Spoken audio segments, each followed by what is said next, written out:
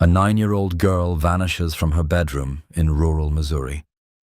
The town of Stella rallies to search, but as the hours turn into days, police uncover stories that don't align.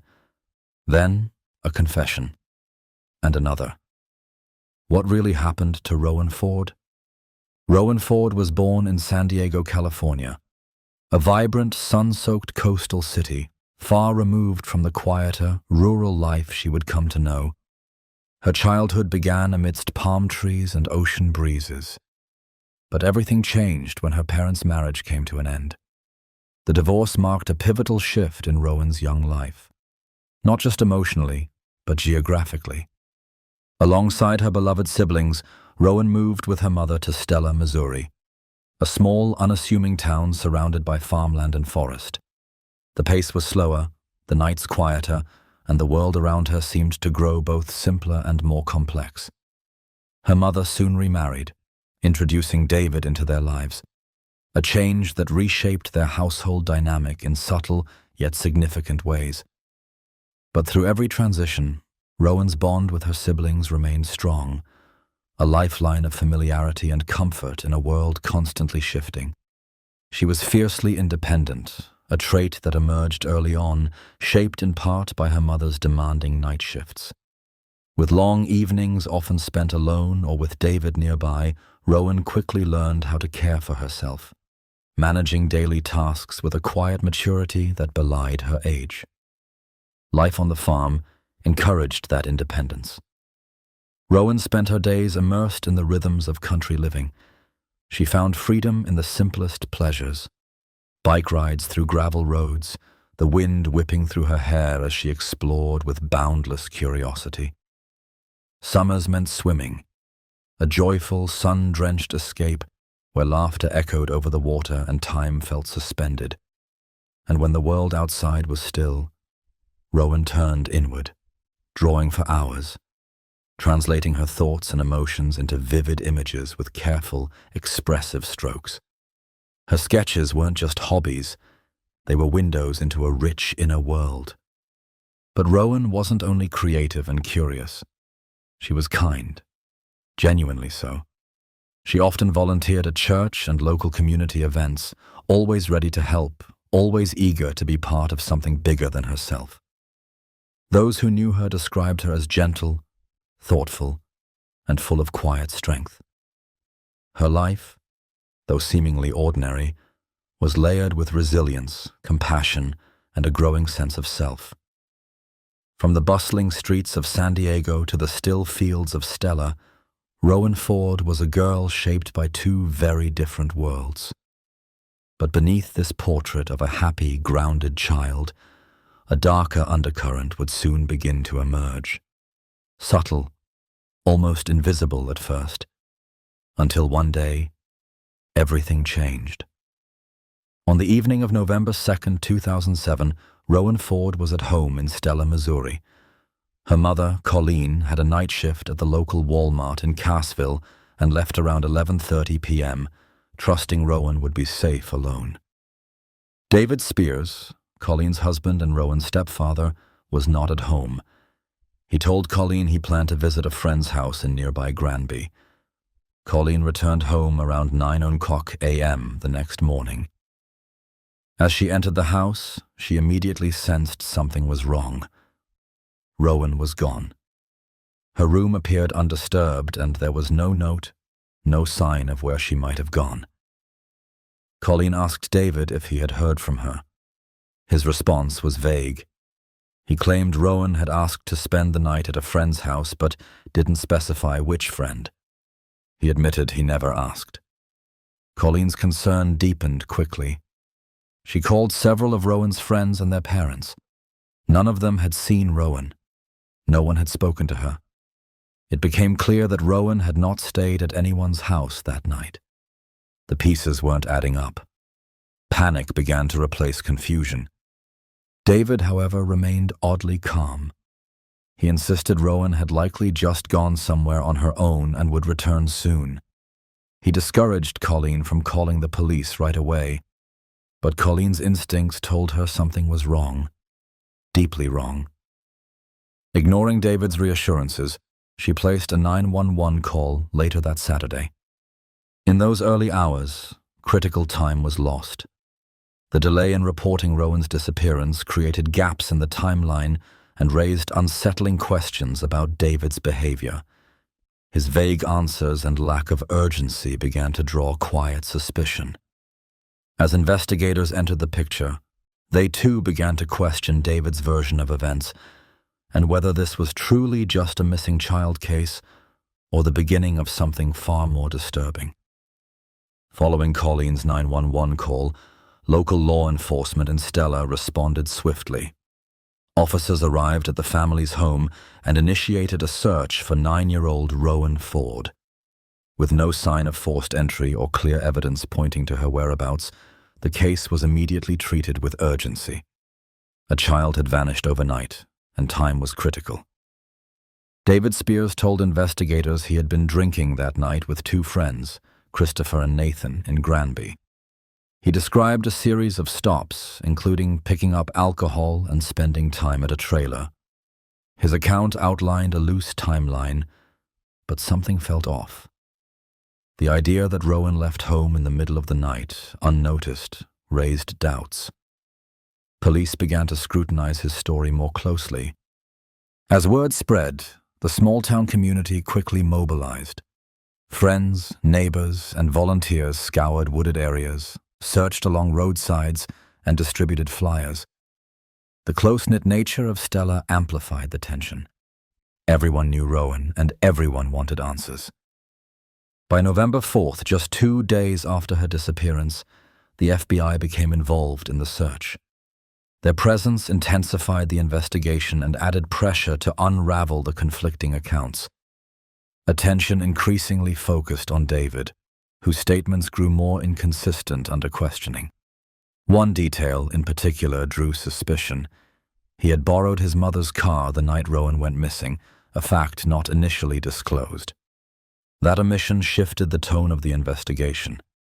With federal agents now reviewing timelines, rechecking alibis, and tracing movements, suspicion deepened. What started as a desperate search for a missing girl was gradually evolving into something more troubling. As pieces of the puzzle slowly came to light, the question was no longer just where Rowan had gone, but who truly knew what happened that night, and why they hadn't come forward sooner. As the investigation progressed, inconsistencies in David Spears' statements began to erode his credibility. Initial details he had provided about his whereabouts on the night of Rowan's disappearance were now shifting. He altered aspects of his timeline and omitted key facts, prompting renewed scrutiny from law enforcement. With each revision, suspicion around David intensified. The FBI re-interviewed both Christopher and Nathan in an effort to cross-reference David's account. Christopher Stickles, who had spent that evening with David, confirmed much of the original story. He described the alcohol runs, the visit to the trailer, and their general movements that night. But investigators noted a change in Christopher's demeanor. He appeared nervous, avoiding eye contact and offering short, clipped responses. Newton County Sheriff Ken Clark had known Christopher Stickles for 17 years. During a follow-up conversation, Clark sensed something wasn't right. Christopher, typically open and talkative, now seemed withdrawn and hesitant. His discomfort was impossible to ignore. Sheriff Clark suspected Christopher wasn't telling the full story and passed his concerns along to the FBI. That quiet alert shifted the focus of the investigation. Agents began to look more closely at Christopher, now viewing him as more than just a peripheral figure. They believed he may have been concealing information, possibly to protect David. The nature of his unease, coupled with Sheriff Clark's insight, gave agents reason to press further. At this stage, the investigation had moved beyond simple fact-finding. Agents were now navigating a web of shifting accounts, partial truths, and silent omissions. The suspicion wasn't just about who had harmed Rowan. It was about who knew more than they were admitting. With growing pressure on both men, law enforcement braced for a potential breakthrough. The cracks were widening and someone, was about to give. Christopher Stickles's composure began to unravel as the investigation tightened its focus. Though he had initially supported David Spears's timeline, his growing discomfort was becoming more apparent. In a private conversation with Sheriff Ken Clark, someone he had known for years, Christopher showed early signs of internal struggle. He agreed to allow searches of his trailer, his car, and even a safe located inside David's house, a move investigators noted as significant. Detectives brought Christopher in once again, this time pressing harder on inconsistencies. During the interview, his behavior changed noticeably. He grew visibly agitated, his voice unsteady. At one point, he appeared to teeter on the edge of confession. He began to speak more freely, but when he sensed the detective's tone shifting toward accusation, he recoiled. The moment passed. He shut down emotionally, withdrawing into himself. Despite that retreat, the pressure continued to mount. Christopher became increasingly erratic, expressing frustration with the interrogation process. He soon announced that he would only speak with Sheriff Clark moving forward, cutting off communication with other investigators. For law enforcement, this development marked a pivotal shift. Christopher, no longer presenting as a cooperative witness, now appeared to be grappling with a deeper truth. What emerged from these interactions was not a confession, but a clear sign that Christopher's resolve was weakening. The searches he consented to, the emotional swings, and the insistence on dealing solely with Clark all pointed to internal turmoil. Investigators recognized they were close to a critical breakthrough. The cracks in the story were no longer subtle. Christopher was caught in a tightening net of contradictions and conscience, and something was about to give. The next phase of the investigation would hinge on whether that pressure would finally cause him to break. On November 9, 2007, the investigation into Rowan Ford's disappearance reached a devastating conclusion. That morning, law enforcement discovered Rowan's body in a remote sinkhole near Powell, Missouri. The secluded location and the condition of the scene confirmed to investigators that this was now a homicide case. The discovery marked the tragic end of a week-long search and cast a dark shadow over the quiet rural community. Later that same day, Christopher Stickles, a friend of Rowan's stepfather, David Spears, contacted Sheriff Ken Clark in a state of visible distress. He told the sheriff that he believed he was being followed and feared that something bad was about to happen to him. Sheriff Clark agreed to meet him at a quiet bridge in Barry County, away from the presence of law enforcement officials and formal interview rooms. At the bridge, Christopher's composure quickly deteriorated. Speaking directly to Sheriff Clark, whom he had known for many years, he confessed to being involved in Rowan's death. According to his account, he had taken Rowan to his trailer after she had been left alone at home. He admitted that he was responsible for ending her life and for placing her body in the sinkhole where it was later discovered. Christopher also disclosed that he had attempted to hide evidence following the crime. He stated that he destroyed items in a shed near his home that might have connected him to the events of that night. His decision to come forward was unexpected and marked a critical turning point in the investigation. The confession deeply shocked authorities. Up until that moment, David Spears had remained a central figure of suspicion. Christopher's admission shifted the case entirely. What began as a missing persons report had now become a confirmed homicide with a confessed perpetrator. The case, though far from over, had entered a new and sobering phase. Following Christopher Stickles's confession and arrest, the case took another unexpected turn.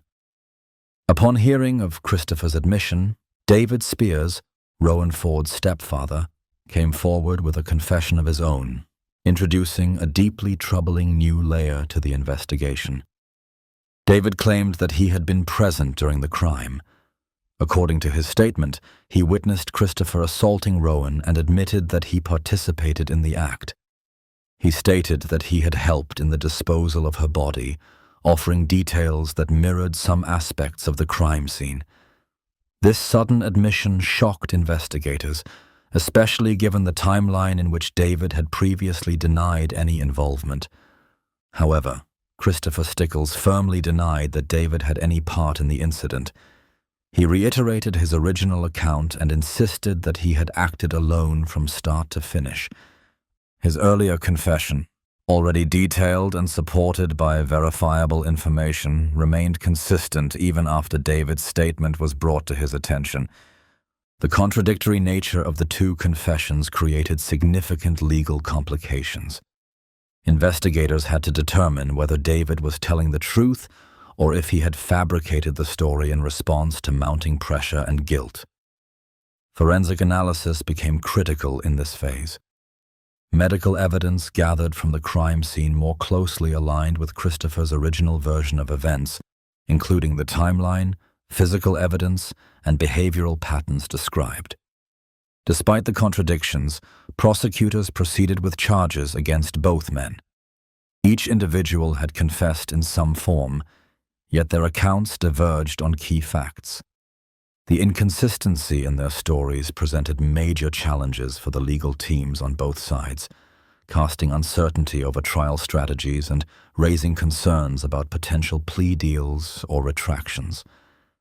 As the legal process began to unfold, the question remained: who was telling the full truth? As the legal proceedings moved forward, both men faced consequences, but with sharply different outcomes. Christopher Stickles' detailed confession, which had played a central role in the investigation, was ruled admissible in court. Despite efforts from his defense team to argue for mitigating circumstances, including mental health concerns and alleged coercion, those arguments did not sway the jury.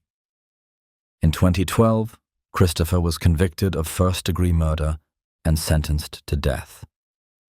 The court determined that the nature of his actions, combined with the deliberate concealment of evidence, warranted the maximum penalty. His conviction brought a measure of resolution to investigators and members of the community, many of whom had followed the case closely from the beginning. David Spears's case proved far more complex. Although he had confessed to participating in the crime, his statement conflicted with Christopher's account and lacked corroborating physical evidence. Investigators were unable to place him definitively at the scene, and concerns arose that aggressively pursuing charges against David could jeopardize the integrity of Christopher's conviction. As a result, prosecutors reduced David's charges to child endangerment and obstruction of justice. In 2009, he received an 11-year prison sentence. The sentencing sparked widespread public outrage. Many questioned how someone who had admitted to a role in such a horrific event could receive what they saw as a lenient punishment. The disparity in sentencing highlighted the limitations of the legal system, particularly in cases where confessions conflict and definitive forensic evidence is lacking. For Rowan's family, the outcomes offered little comfort. The justice they had hoped for felt incomplete, overshadowed by lingering doubts, unresolved questions, and a community forever changed by the events that unfolded in a small Missouri town.